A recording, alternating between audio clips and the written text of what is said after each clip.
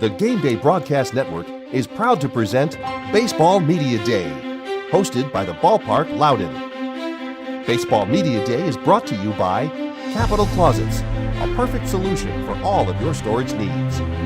By Integrated Sports Medicine and Physical Therapy. Visit Robin O'Connor and her team the next time you have to get back in the game. And by Finnegan's Grill and Irish Pub, the best sports pub and grill in Ashburn. Hi, I'm Johann Tiamson. I coach at Lake Braddock Secondary School. We are the Bruins. This is my second year coaching at Lake Braddock. Last year was my first year after being the JV head coach for 10 years. I'm a graduate from Lake Braddock. I graduated in 2005. So I have my heart and soul goes into this program. Coming into last year, we had 8 college commits graduate in the 21 class. 4 of them went D1, so we weren't actually really sure how we were going to do last year. So we had a lot of things that were unknown going into the season, and my goal was to make sure we caught up to speed because we're kind of known for being a good baseball program, and I wanted to make sure that didn't give up just because we had a bunch of people graduate and we had a lot of unknowns going in. We had a good group of seniors that had a bunch of different roles. 2 notable were Quincy Vi, who played outfield for us, who ended up going to Marymount after he graduated last year, as well as JB Menarchuk, who was our ace. He ended up going to Mount St. Mary's, and those 2 carried us. We had kind of a rocky start, had to learn a lot about ourselves, gel together as a team, but by the time the playoffs hit, we were ready to go. We actually had a really good run through the playoffs from the district championship to the quarterfinals of the region, semifinals of region, and the region finals. We walked off every game, falling behind in the middle of the game and showing resiliency and being able to come back every single one of those games. So I thought that was pretty cool. We ended up beating South Lakes, a really, really tough South Lakes team, in the state quarterfinals, and eventually lost to the eventual state champs in the state semifinals in a game where we lost the lead. It was kind of unfortunate, but I know that the guys that came back this year are really hungry to avenge that loss and see if we can make another run deep into the playoffs. So going into this year, I'm really happy because I have a lot of guys that were inexperienced last year playing but now have the experience and with a deep playoff run to do well this year. We're led by 3 guys going to college next year to play. Jack McCarthy is going to be our catcher. We have Ken McKeever, who's going to be our first baseman, and Evan Schick, who's going to be our third baseman. We have a bunch of other key seniors that will be helping us out. We have a very, very deep pitching staff. A lot of guys that will have to establish their roles, but we're being led by 2 pitchers that started a bunch of games for us last year in Jake Drum and Jamie Laskowski. And then we have 2 guys from our bullpen coming back in Ben Harold, Kevin Leone. But we have about 6 guys that haven't or either on JV last year or got minimal innings last year that we're going to be seeing if they can contribute to what we're doing on the mound. As far as hitting, I feel like we are always a very good hitting team. I am very confident that not many other teams hit the same way we do. So what we really, really focus on during practice is our defense. I feel like something that we're known for as a program is how well we play defense and how if you're going to beat us, you're going to have to play perfect defense along with us, and that's sometimes a challenge to do. So I'm very excited about our whole makeup of the team. We have a good group that's coming back since we only graduated a couple key players last year. And they're a really, really tight-knit group. They have a lot of team chemistry after all the trials we went through last year. All off-season, we've been working really hard in the weight room and getting our conditioning in and bonding even more and more off the field to get ready for the season. We were pretty much going every single day. And I think the results, if you came out and see the difference from this year and last year in terms of body, physique, athleticism, and speed, I think we're much more improved. Really just hoping for health to have a good, prosperous year. So I'm really looking forward to it. The guys that I feel like Jamie Laskowski and Jake Drum are the 2 guys that I feel like haven't been picked up by colleges yet, but probably should be by the end of the season, if not this summer, because they're really 2 quality players. I'm excited to see how they do their junior year since they made a big impact their sophomore year. But overall, I'm looking really forward to the season. I couldn't be happier to be at the helm of this group because I've been a lifelong Lake Braddock baseball player, coach, and fan. I was glad to take the helm last year. I'm really looking forward to my second year with a lot of guys that already have some experience under me and understand how I want to get things done here. Coach, the culture of baseball at Lake Braddock is strong. maybe stronger than at a lot of other schools. What do you do to keep baseball as a popular sort of destination sport for your good athletes? I think the biggest advantage we have is that we are the largest school in Virginia in terms of population, so we always have a big turnout. So I feel like one of the things that it's almost a luxury for me as a coach on JV or varsity, was that there's always going to be somebody that wants your spot. So it's easy to build in competition into the team. It's easy to build in competition with each other and people that don't make the team, and remind them it's like, hey, it's a privilege to be on this team. You owe it to everybody else that did make the team to work your butt off, because they would gladly be in your spot. They would gladly take your spot. They would gladly sit on the bench just to be on the team. And then when they're already there, it's to get on the field. You have to work really hard and be like competing with your other teammates to make sure you get on the field.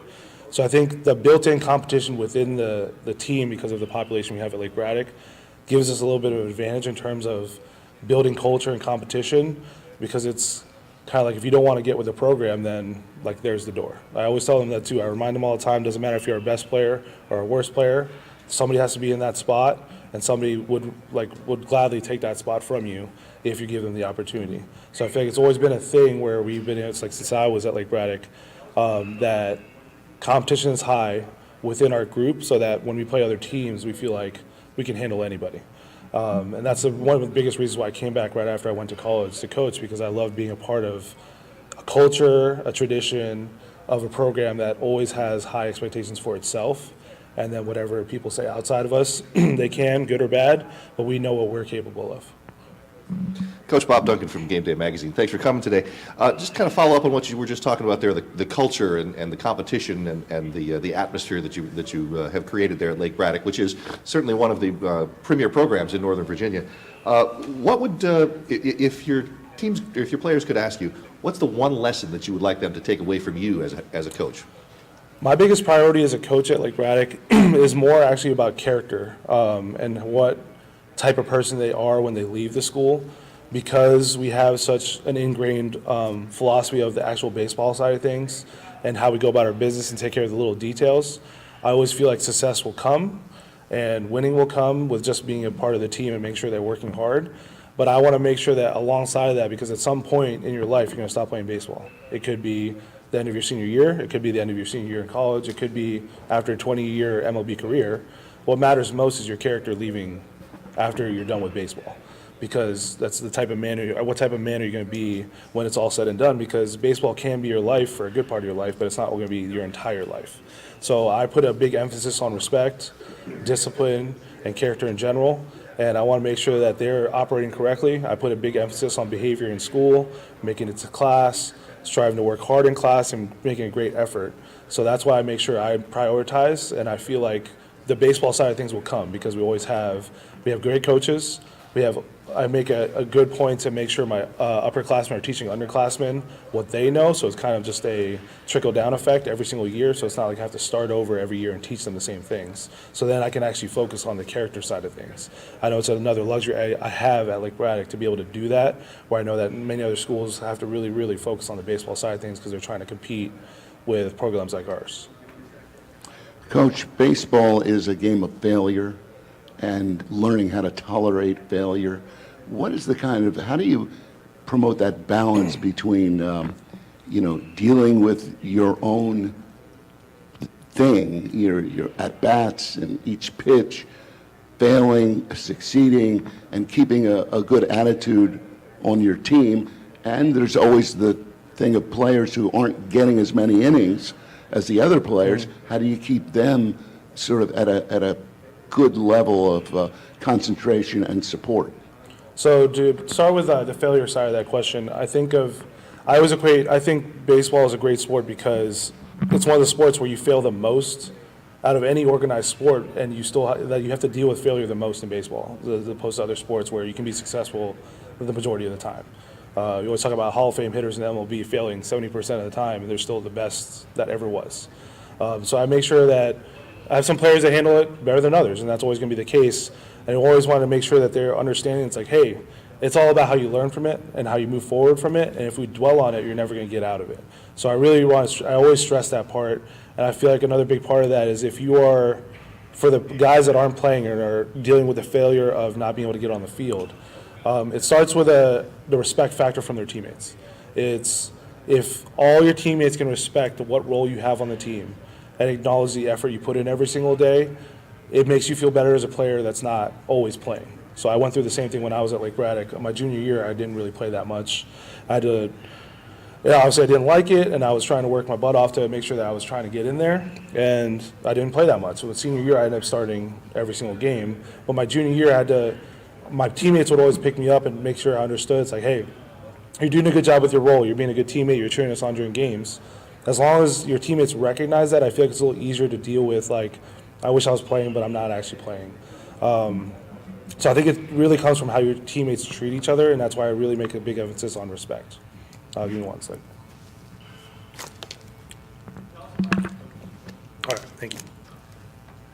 Coach, being in Northern Virginia, that's sort of become a hotbed of talent. You've got as you mentioned, you made it to the state semifinals last year and then lost out to eventual state champion to Freedom. Yep.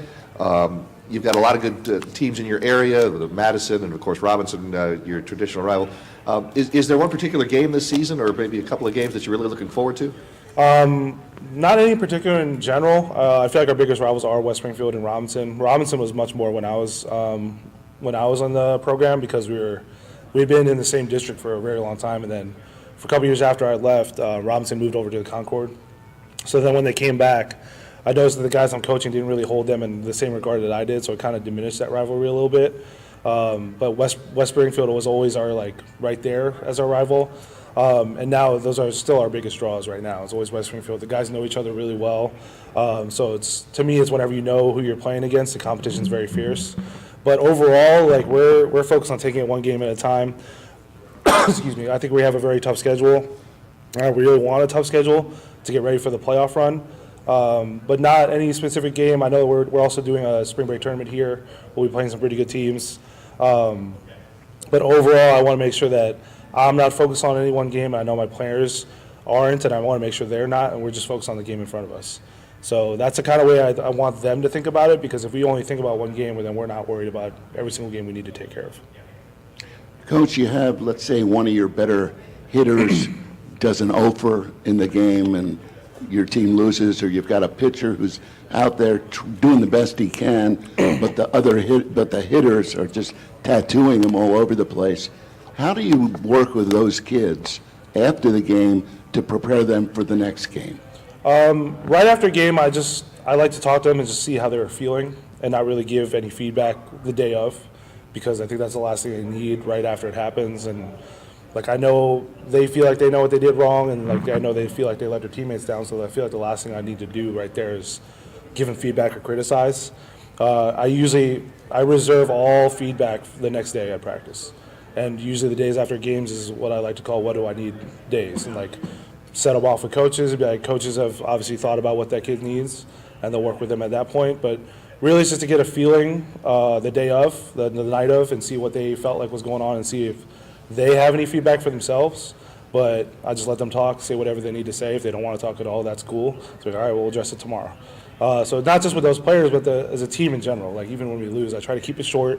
Right, give them a couple little points, but I try not to dwell on the loss the night of and really just focus on it the next day. We usually end up talking for about 30 minutes the next day about what was good, what was bad, what we can work on, and what we can change in the moment. Coach, it seems like every day there's another new analytical statistic of one kind or another, spin rates and launch angles and exit velocities and all that kind of stuff like that. How much do those measurements and analytical analyses come into your coaching style? So we do have a very analytical pitching coach who does like to use that information. I still am more traditional in terms of like the eye test. What I like the analytics for is to really, if it's like, especially at the varsity level, if two guys look exactly the same, that's what can kind of help us understand. It's like, okay, well, they do this a little better than their teammate. But it's not something we rely heavily on, because at the end of the day, at the high school level, it's really about just results and not really about stats. And sometimes I do have some of my players really getting into those things like exit velo and stuff. I'm like, well, does that really matter if you're not hitting the ball? If you're not squaring up the ball, does it really matter what your exit velo is or your launch angle or anything like that? So I feel at the high school level it's a little easier to not have to rely on those things. I understand at the college level and like when you get into the pros, you kind of have to, just because everybody's that good there. Whereas high school, some guys can set themselves apart just by what the results are. So as a fan, it's been kind of tough for me, like thinking about how much analytics is going into like the major league level. But at the high school level, I really trust myself and my coaches to see what we need to see, and if we need to look at those numbers, we can. But we probably 20-30% of the time. It's not very much. Coach, we thank you for coming today. Good luck to the Bruins this year, and we'll be watching for sure. Thank you very much. Thanks for the opportunity. This presentation of Game Day Baseball Media Day has been brought to you by the Ballpark Loudoun, the newest home for baseball training, team parties, and corporate events in Loudoun County, Virginia. Come live the experience.